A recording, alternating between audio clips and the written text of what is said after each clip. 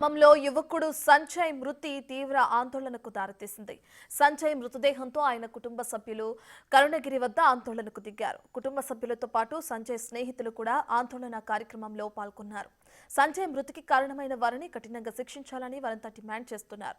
అక్కడి నుంచి మరింత సమాచారాన్ని మా ప్రతినిధి అందిస్తారు. గత 2 రోజుల క్రితం కర్ణగిరి ప్రాంతం రాజీవ్ గృహకల్పలో ఉన్నటువంటి సంజయ్ మిస్టరీ కాస్త విడిపోయింది. మరోవైపు చూసుకుంటే మాత్రం ఆయన అనుమానాస్పదంగా ఓ మహిళను ఆదివారం అర్ధరాత్రి పూట 2 గంటల సమయంలో తనను కాపాడాలంటూ గుర్తులేని వ్యక్తులు కిడ్నాప్ చేశారంటూ అర్ధరాత్రులు చేసిన సమయంలో ఆమెను కాపాడే పనిలో భాగంగానే సంజయ్ ఆటోను వెంబడించడం కూడా జరిగింది. ఫలితంగా చూసుకుంటే మాత్రం కర్ణగిరి బైపాస్ రోడ్ దగ్గర ఉన్నటువంటి మహిళను కాపాడే ప్రయత్నంలో భాగంగానే గురుదక్షిణ ఫౌండేషన్ సమీపంలో ఉన్నటువంటి ఎన్ఎస్పీ కెనాల్ వైపు ఆ ఆటో వెళ్తున్న నేపథ్యంలో ఆ ఆటోను వెంబడించినటువంటి సంజయ్ తీరా చూస్తే ఆ మహిళను కాపాడుతున్నాడనే యొక్క ఆలోచనతో కావచ్చు, లేదా మరి ఇతర ఏదైనా కారణాలు కావచ్చు. మొత్తానికైతే మాత్రం సంజయ్ని కూడా గుర్తులేని వ్యక్తులు ఆయన పట్టుకోవడం, తర్వాత ఆయన దగ్గర నుంచి బండి మీద నుంచి అతను దింపివేయడం, తర్వాత ఆయన ఆటోలో తను కొడుతున్నారు, తను చంపేందుకు కూడా వెనకాడట్లేదంటూ తన అన్నకు వాయిస్ మెయిల్ ద్వారా వాట్సాప్ కాల్ పంపించిన నేపథ్యం ఉంది. ఫలితంగా చూసుకుంటే మాత్రం తన అన్న హైదరాబాద్ నుంచి జ్ఞానసాయి అనే వ్యక్తి అర్ధరాత్రి పూట హైదరాబాద్ నుంచి ఖమ్మం వస్తున్న నేపథ్యంలోనూ పండగ కోసం అని చెప్పి ఇంటికి వస్తున్నటువంటి తన అన్నను రిసీవ్ చేసుకునేందుకు వెళ్తున్న నేపథ్యంలో ఒక్కసారిగా ఖమ్మం బైపాస్ రోడ్డు వద్ద ఇక వెళ్తున్న తరుణంలో మహిళలు కాపాడాలని చెప్పి అర్థనాలు చేస్తున్నారు. ఆ సమయంలోనే మొత్తానికైతే మాత్రం దానికి సంబంధించి కాపాడుకుంటారు, తన ప్రాణాలు కోల్పోయిన పరిస్థితి నెలకొంది. ఫలితంగా ఆ అర్ధరాత్రి పూట స్థానికుల సహకారంతో మొత్తానికైతే సంజయ్ని వెతికేందుకు పోలీసులు కావచ్చు, మరైపోయిన స్థానికులు కూడా చాలా వరకు కూడా కృషి చేశారు. చివరకు రెండు రోజుల తర్వాత కొనిజెరల దగ్గర సంజయ్ యొక్క మృతదేహాన్ని కనుగొన్నారు. మొత్తం దీనికి సంబంధించి ఇప్పటికే అంటే సంజయ్కి సంబంధించినటువంటి బంధువులు వారి యొక్క కుటుంబ సభ్యులు ఉన్నారు. మనం మాట్లాడి చూద్దాం సార్ ఎలా ఉంది ఏంది అనే సంబంధించి మనం చూసుకుంటే మృతదేహాన్ని మాత్రం సాగరకాల నుంచి కుటుంబీకులు తీశారు. తర్వాత పోలీసు సమాచారం ఇచ్చారు. పోలీసులు కూడా ఖమ్మం మార్చురీకి తరలింపు కూడా జరిగింది. మొత్తం చూసుకోవచ్చు ఖమ్మం మార్చురీ దగ్గర మనం ఇప్పుడు ఉన్నాం. మార్చురీ దగ్గర నుంచి కూడా సంజయ్ మృతదేహాన్ని కూడా పోస్ట్ మార్టం అనంతరం కుటుంబ సభ్యులకు అప్పగించిన నేపథ్యం అయితే ఉంది. మొత్తం చాలా వరకు కూడా రాజీవ్ గృహకల్పకు సంబంధించిన యువకులు కూడా చాలా వరకు కూడా భారీ ఎత్తున కూడా ఈ యొక్క ఘటనకు సంబంధించి ఆవేదన వ్యక్తం చేస్తూ న్యాయం జరగాలి, పోలీసు పూర్తి సహకరించాలంటూ కూడా వాళ్ళు ఖమ్మం రూరల్ ఏసీపీని కోరుతున్న నేపథ్యం అయితే ఉంది. దీనికి సంబంధించి అసలు మృతదేహాన్ని తీసినటువంటి సొంత బాబాయ్ అంటే సాగరకాలలో విక్తాజీగా పడినటువంటి సంజయ్ మృతదేహాన్ని కూడా సాగరకాల నుంచి కూడా తీశారు. మొత్తం దీనికి సంబంధించి ప్రత్యక్ష అంటే ఆ మృతదేహాన్ని స్వాధీనం చేసుకునే సమయంలో ప్రత్యక్ష సాక్షి బాబాయ్ ఉన్నారు. మనం మాట్లాడి చూద్దాం. జనరల్ అసలు ఏం జరిగింది ఆ రోజును, ఇలా మీకు ఏమైనా సమాచారం వచ్చింది? వాళ్ళ తమ్ముడికి వాళ్ళ అన్నయ్య హైదరాబాద్ నుంచి వస్తుందని వాళ్ళ అన్నయ్య మెసేజ్ పెట్టడంతో ఈయన 1:40కి వీడి ఇంటి నుండి బయలుదేరడం జరిగింది. వాడి ఇంటి నుంచి బయలుదేరడం జరిగిందండి. వాడు బయలుదేరి బస్ స్టాండ్కి పోదాం అనుకొని వీడు పోయాడు. ఈ లోపల బస్సు వాళ్ళ ఇంటి దగ్గరలోనే ఆగడంతో అక్కడ దిగిపోయాడు. ఈయన మెసేజ్ పెట్టినా కానీ చూడలేదు. వాడు చూడబోయడానికి ఈయన ఇంటికి వచ్చేసాడు.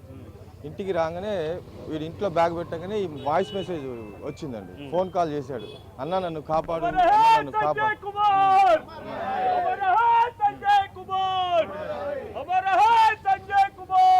కాపాడు అనటం జరిగిందండి.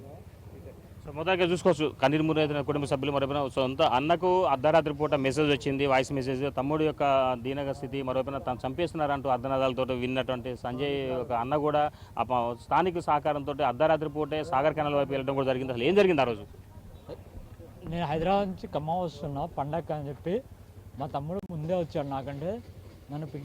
నేను వస్తున్నారా, బస్సు లేట్ అవుతుంది, నన్ను పిక్ చేసుకోరా అని చెప్పి వాడికి చెప్పిన. వాడు నేను 1:30 ఆ టైం దాకా చాట్ చేసుకుంటూనే ఉన్నాము. అన్న నేను స్టార్ట్ అవుతున్నా అని మెసేజ్ చేసి ఆ తర్వాత నుంచి వాడికి నాకు కాంటాక్ట్ లేదు. నేను ఫోన్ చేస్తూనే ఉన్నా, వద్దురా రామాకు, నేను ఇంటికే వస్తా అని చెప్పి చెప్తూనే ఉన్నా. వాడు అప్పటి నుంచి కాల్స్ లిఫ్ట్ చేయట్లేదు, నా మెసేజ్కి రిప్లై లేదు. తర్వాత కాసేపటి నేను ఇంటికి చేరుకున్నా, రాలేదని చెప్పి వాడు ఇంట్లో లేడు. సరే బయటికి వెళ్ళిండేమో అని చెప్పి బ్యాగ్ అప్పుడే దింపుతున్నా. వాడు కాల్ చేసి అన్న నన్ను చంపుతున్నారన్న, ఇక్కడ అమ్మ చికెన్ సెంటర్ దగ్గర ఒక బండి గుద్దింది అన్న, నా బండిని ఆటో గుద్ది నన్ను ఆటోలో వేసుకొని పోతున్నారన్న, అందులో ఒక అమ్మాయి ఉంది, రేప్ చేశారు, ఆ అమ్మాయిని చంపేశారన్న, నన్ను కూడా చంపేస్తున్నారన్న, రా అన్న అని చెప్పి ఫోన్ చేశాడు. ఫోన్ కట్ అవ్వగానే వాయిస్ మెసేజ్ లైవ్ లొకేషన్ పంపించాడు. తర్వాత అక్కడికి వెళ్ళి చూసేసరికి 5 నిమిషాల్లో అక్కడ మనిషి లేడు, బండి మాత్రమే పడేస్తుంది. 3 రోజుల తర్వాత మా తమ్ముడు శవమే తేలిండు.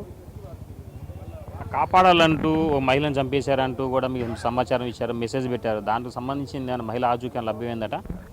ఇంతవరకు ఎలాంటి అప్డేట్ పోలీసు వాళ్ళ దగ్గర నుంచి అయితే లేదు మాకు. మా తమ్ముడిని కూడా మేమే ఎత్తికి పట్టుకున్నాము. రేపొద్దున ఆ అమ్మాయి ఎవరో కూడా మేమే ఎత్తికి పట్టుకుంటాము. అప్పుడు వచ్చి చెప్పండి ఏమున్నా. మాకైతే మా తమ్ముడిని ఇట్లా చేసింది ఎవరో అవ్వాలి. ఇంతవరకు పోలీసు వాళ్ళు ఏం చేయలేదు. ఎత్తుకుతున్నాం అని చెప్పి మా తమ్ముడిని శవంలా తీసుకొచ్చారు మా ముందుకి. అది కూడా మేమే ఎత్తుక్కున్నాం మా తమ్ముడిని. మొత్తంగా చూసుకోవచ్చు ఈ స్థానిక యువకులు కూడా చాలా వరకు కూడా ఈ ప్రాంగణం చేరుకున్నారు. అసలు ఇది సంజయ్ యొక్క వ్యక్తిత్వం ఎలా ఉండేది? వాడు నాకు చిన్నప్పటి నుంచి మాతో కలిసే ఉంటాడు. వాడికి ఎలాంటి బ్యాడ్ హ్యాబిట్స్ లాంటివి ఏమి ఉండేటివి కావు. ఎప్పుడు మంచిగానే ఉంటాడు. Clever student. జాబ్ కోసమని హైదరాబాద్ వెళ్ళాడు, జాబ్ చేసుకుంటాడు. ఇక్కడ కాలనీలో గొడవలు అలాంటివి ఏమీ లేవు అతనికి. ఇట్లా అన్ఎక్స్పెక్టెడ్గా ఇట్లా అయిపోయింది. దానికే మాకు పోలీసులు కూడా ఇంతవరకు ఏం సమాచారం ఇవ్వలే వాళ్ళు. మా ఉన్న 3 days నుంచి కూడా మేమే 24/7 ఎత్తుక్కుంటున్నాం. ఉన్న దాంట్లో ఎవరు కూడా మాకేం రిప్లై ఇవ్వట్లేదు పోలీసు వాళ్ళు. ఇంకా సార్ లాస్ట్కి అసలు మీరు ఆయన ఎక్కడ గుర్తించారు? లాస్ట్కి ఆ రోజు హైదరాబాద్ నుంచి వచ్చిన తర్వాత మమ్మల్ని కలిశాడు. ఇంటికాడ కలిశాడు. ఇంకా దాని తర్వాత ఇంటికి వెళ్ళాడు. 1:30 తర్వాత వాళ్ళ అన్నయ్యని తీసుకురావడానికని వెళ్ళాడు. వెళ్ళిన తర్వాత ఇట్లా అన్నయ్యకి మెసేజ్ పెట్టాడంట. దాని తర్వాత మాకు అందరు కాల్ చేసిందంటే కాలువ కట్ట దగ్గరికి వెళ్ళారు అన్నయ్య వాళ్ళు. అక్కడికి వెళ్ళేసరికి మొత్తం బండి ఒకటే ఉంది, అతను లేడు. అంటే తను బీటెక్ స్టూడెంట్ అట కదా, చదువుకోవడంలో ఏమన్నా అంటే గొడవలు అంటే అలాంటి ఏం లేదు. అట్లాంటి వ్యక్తి కాదు అసలు. అట్లాంటి వాటికి వెళ్ళే పర్సన్ కాదు. రీసెంట్గానే గ్రాడ్యుయేట్ అయ్యి అసెంచర్ బెంగళూరులో ప్లేస్మెంట్ కొట్టాడు. వీళ్ళు ఆ ఫెస్టివల్ కోసమని హైదరాబాద్లో ఉంటాడు. ఫెస్టివల్ కోసమని ఇంటికి వచ్చాడు. దసరా అప్పుడు వచ్చాడు, మళ్ళీ ఇప్పుడు సంక్రాంతికి వచ్చాడు. వచ్చి మా అందరినీ కలిశాడు. నాకు జాబ్ వచ్చిందిరా, నేను వెళ్తున్నా, మిమ్మల్ని కూడా నేను ఎట్లా ఒకట్లా రిఫర్ చేసి మీరు కొంచెం మంచి పొజిషన్లో ఉండేటట్టు చూస్తా అన్నట్టు అందరికి కొంచెం కాన్ఫిడెంట్ ఇచ్చి అందరికి పాజిటివ్ మైండ్ సెట్తో ఉండేటోడు. కానీ ఇట్లా అవుతుందని ఎవరు ఎక్స్పెక్ట్ చేయలేదు. ఇట్లా అవుతుందని అసలు ఎవరితో అయితే ఏదో చూశాడు. అతనైతే పక్కా ఏదో చూశాడు. దానికోసం సేవ్ చేద్దామని ఎందుకు వెళ్ళాడో మనకు తెలియదు. కానీ అక్కడ ఆ సిచ్యువేషన్లో కూడా వాడు ఆ ఇన్ఫర్మేషన్ పాస్ చేశాడంటే ఇంకా వాడు మెచ్యూరిటీ మైండ్ సెట్ని మనమే అర్థం చేసుకోవాలి. చాలా చూసుకోవచ్చు కూడా ఇప్పటికే ఖమ్మం ప్రభుత్వ ఆసుపత్రులు కూడా సంజయ్ మృతదేహానికి సంబంధించిన పోస్ట్ మార్టం కూడా జరిగిపోయిన నేపథ్యం అయితే ఉంది. మొత్తానికైతే మాత్రం కుటుంబీకులకు అప్పగించారు పోలీసులు. దీనికి సంబంధించి ఖమ్మం రూరల్ ఏసీపీ తిరుపతి రెడ్డి కూడా ఈ కేసుకు సంబంధించి పూర్తి వివరాలు కూడా సేకరిస్తున్న నేపథ్యం అయితే ఉంది. దానికి సంబంధించి మాట్లాడుతుందాం సార్. జనరల్గా ఈ కేసు సంబంధించిన పరిస్థితి ఏంది, ఏమైనా పురోగతి ఉందా? కేసు ఇప్పుడు దర్యాప్తు చేస్తున్నాం. కేసు నమోదు చేసినాం, దర్యాప్తు చేస్తున్నాం. కేసు పురోగతిలోనే ఉంది. జనరల్గా అయితే ఇక అతను సంజయ్ అనే మృతి అంటే అనుమానాస్పదంగా సస్పెండ్ అంటే అతను టోటల్గా మిస్సింగ్ అయిన తర్వాత 22 రోజుల తర్వాత ఒక సాగర్ కెనాల్లోని ఆయన మృతదేహాన్ని కనుగొన్నారు. మరి చూసుకుంటే మాత్రం మహిళను కాపాడేందుకు పనిలో భాగంగానే తను వెళ్ళినట్టుగా మన ఫోన్లో టోటల్గా వాళ్ళ బ్రదర్కి మెసేజ్ పంపించిన నేపథ్యం, వాయిస్ మెసేజ్. దీన్ని ఎలా చూడొచ్చు మనం? ఒక వాయిస్ మెసేజ్ ఒకటి ఉంది. మిగతా ఆధారాల కోసం వెతుకుతున్నాం. ఇప్పటివరకు అయితే మహిళ ఉన్నట్టుగా ఏమీ ఆధారాలు లభించలేదు. ఏమైనా ఆధారాలు లభిస్తే ఆ కోణంలో కూడా దర్యాప్తు చేస్తాం. ఆధారాలు చూసుకోవచ్చు. ఖమ్మం బైపాస్ రోడ్ నుంచి అమ్మా చికెన్ సెంటర్ వరకు కేవలం కోతువేటి దూరంలో ఉంటుంది. అంతా కూడా జనసంచారం ఉండేటువంటి కాస్త ప్లేసే అది. కాదు అర్ధరాత్రి 2 గంటల తర్వాత కూడా తన అన్నను పికప్ చేసుకునేందుకు సంజయ్ రోడ్డు మీదకి వస్తున్న నేపథ్యంలో కాపాడాలంటూ ఆ విధంగా అంటే కేకలు వేసిన మహిళలను కాపాడేందుకు పనిలో భాగంగా తను కూడా చివరకు ప్రాణాలు కోవాల్సిన పరిస్థితి నెలకొంది. ఇలాంటి కేసులకు సంబంధించి వాళ్ళు మీ పోలీస్ శాఖ కూడా టోటల్గా దర్యాప్తు చేసిన నేపథ్యం అయితే ఉంది. కానీ దీంట్లో 3 రోజులు గడిచినా కానీ ఇంకా అంటే ఏమైనా క్లూ దొరికే అవకాశం ఉంటుందంటారా? క్లూ డెఫినెట్గా దొరుకుతుంది. సీసీ ఫుటేజ్ అక్కడ ఇతను వెళ్ళినప్పుడు ఫుటేజ్ ఉంది. తర్వాత మా సీఏ గారు ఆడ పెట్రోలింగ్లో ఆ టైంలో ఉన్నాడు.